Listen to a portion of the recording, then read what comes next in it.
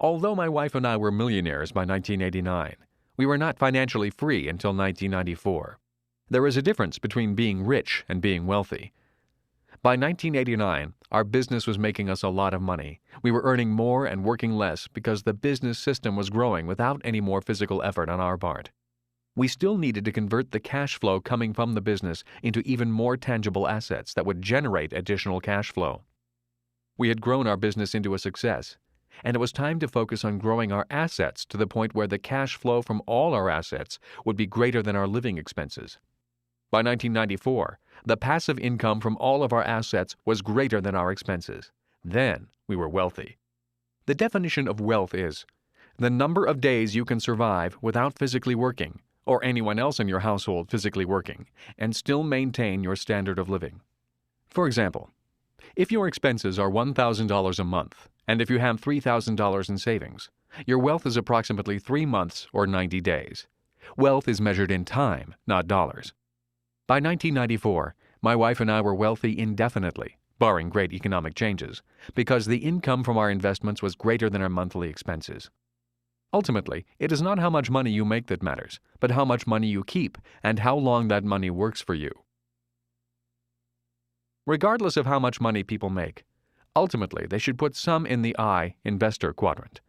The I, investor quadrant, deals specifically with the idea of money making money, or the idea that your money works so that you do not have to work.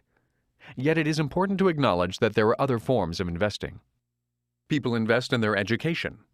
Traditional education is important because the better your education, the better your chances of earning money. You can spend 4 years in college and have your income earning potential go from $24,000 a year to $50,000 a year or more. Given that the average person spends 40 years or more actively working, 4 years' worth of college or some type of higher education is an excellent investment. Loyalty and hard work is another form of investing, like being a lifelong employee of a company or the government. In return, via contract, that individual is rewarded with a pension for life. That is a form of investment popular in the industrial age, but obsolete in the information age. Other people invest in having large families and in turn have their children care for them in their old age.